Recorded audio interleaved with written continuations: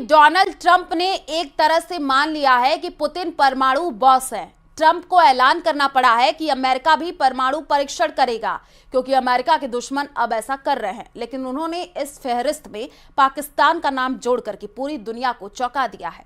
Donald Trump पर यकीन किया जाए तो समझ लीजिए कि अगले कुछ दिनों में अमेरिका परमाणु बम को लेकर बहुत बड़ा फैसला कर सकता है।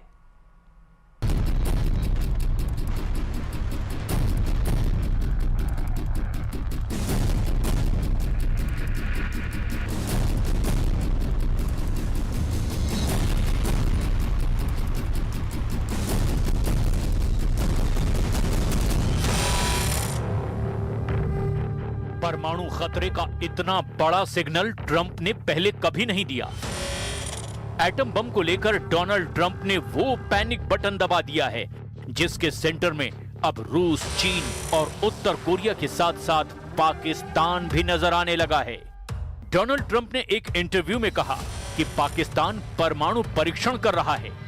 पाकिस्तान के न्यूक्लियर टेस्ट वाली वार्निंग को लेकर के डोनाल्ड ट्रंप की टाइमिंग देखने लायक है।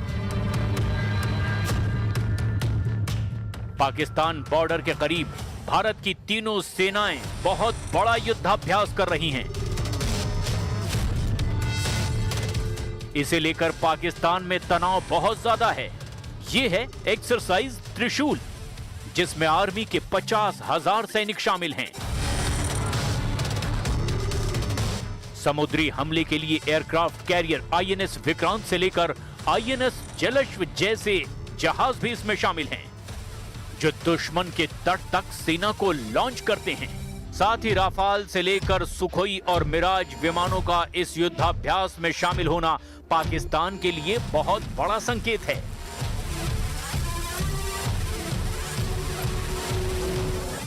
लेकिन पाकिस्तान का नाम लेकर डोनाल्ड ट्रंप ने पाकिस्तान के फील्ड मार्शल आसिम मुनीर और प्रधानमंत्री शहबाज शरीफ को मुश्किल में डाल दिया है। पाकिस्तान का नाम लेकर डोनाल्ड ट्रंप ने अपना नया परमाणु चक्का चला दिया है। ट्रंप ने पाकिस्तान को उस फहरिस्त में शामिल कर लिया है जिसमें वो रूस, चीन और उत्तर कोरिया को रखते हैं। डोनाल्ड ट्रंप ने ये परमाणु चक्का दिखाकर बताया है कि क्योंकि रूस, चीन, उत्तर कोरिया और पाकिस्तान भी परमाणु परीक्षण कर रहे हैं, इसीलिए अमेरिका का भी परमाणु परीक्षण करना जरूरी है। रूस और चीन परीक्षण कर रहे हैं, उत्तर कोरिया और पाकिस्तान भी परीक्षण कर रहे हैं, लेकिन वो इस बारे में बात नहीं करते। लेकिन हम अलग एक खुला समाज हैं, इसीलिए हम इस बारे में बात करते हैं। इसीलिए हम परीक्षण करेंगे क्योंकि वो भी टेस्ट करते हैं।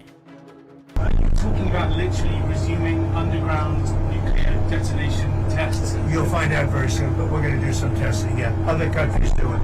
If they're going to do it, we're going to do it. Okay, you can't clarify whether you'll receive. I'm not going to say yet. I mean, I know exactly what we're doing, where we're doing it, but other countries are doing it, and if other countries do it, we do it. Donald Trump ने कहा कि रूस, चीन, उत्तर Korea और Pakistan underground nuclear test कर रहे हैं, इसीलिए बहुत कम कंपन महसूस होता है। वो टेस्ट करते हैं और अमेरिका टेस्ट नहीं करता, लेकिन अब अमेरिका को परीक्षण करना होगा।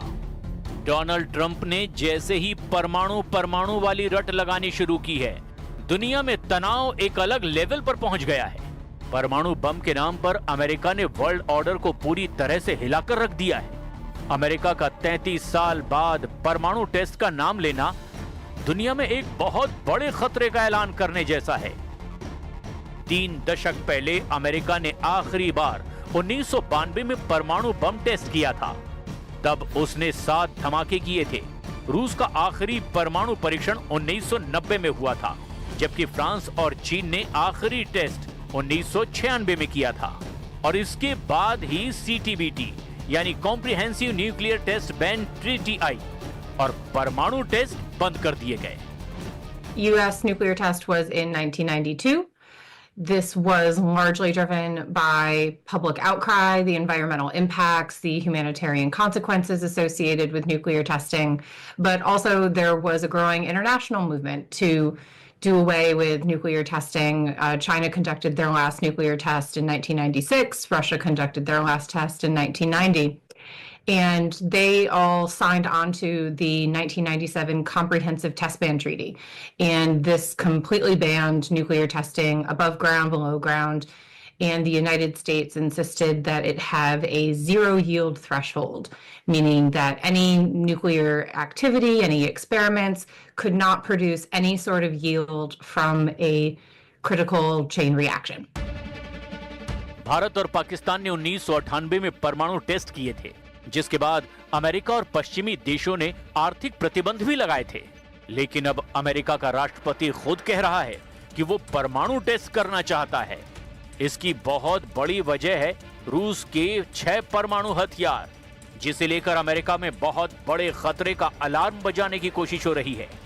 पुतिन अक्टूबर में अपने बुरेवेस्निक परमाणु क्रूज मिसाइल को टेस्ट कर चुके हैं, जिसकी रेंज असीमित है। वहीं दूसरी तरफ जिरकॉन जैसी हाइपरसोनिक मिसाइल है, जो 11,000 प्रति घंटे की रफ्तार से वार करती है। पुतिन ने अब असीमित रेंज वाला पोसाइडन परमाणु टॉर्पेडो भी तैयार कर लिया है। वहीं दूसरी तरफ किंजल हाइपरसोनिक मिसाइल भी है, जिसकी रफ्तार 12,000 किलोमीटर प्रति घंटा है। पुतिन ने अपनी RS-28 सरमत बैलिस्टिक मिसाइल का ट्रेलर भी दिखाया है, जो रूस के परमाणु जखीरे में सबसे ताकतवर मिसाइल है, जबकि 30,000 किलोमीटर प्रति घंटे वाली एवनगार्ड हाइपरसोनिक मिसाइल ने नेटो और अमेरिका की नींद उड़ाकर रख दी है। पुतिन ने एक तरह से डोनाल्ड ट्रंप को बहुत बुरी तरह से फंसा दिया है।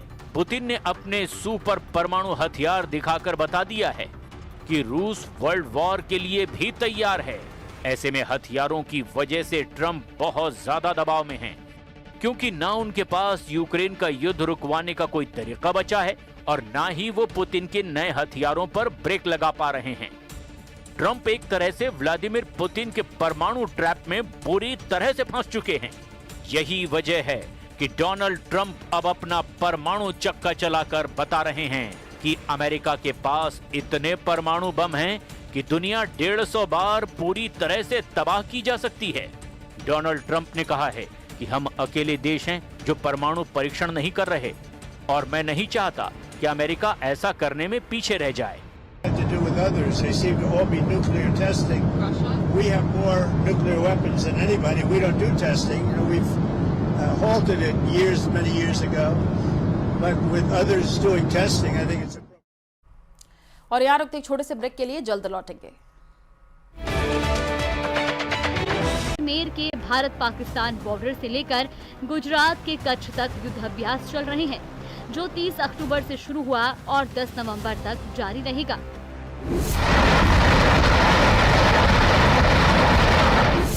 अभ्यास त्रिशूल में 28,000 फीट की ऊंचाई तक वायुसेना के लड़ाकू विमान और हेलीकॉप्टर मिशन चला रहे हैं।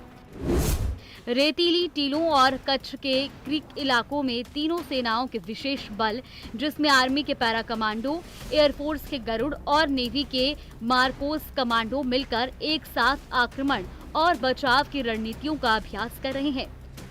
ये पहली बार है जब तीनों के कमांडो बल एक साथ इतने बड़े पैमाने पर अभ्यास कर रहे हैं।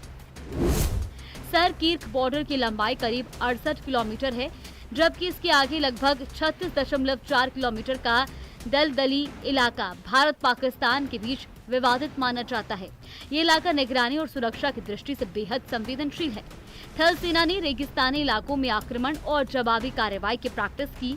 वायुसेना के सुखोई 30, मिराज 2000 और तेजस लड़ाकू विमानों ने हवाई हमलों का प्रदर्शन किया।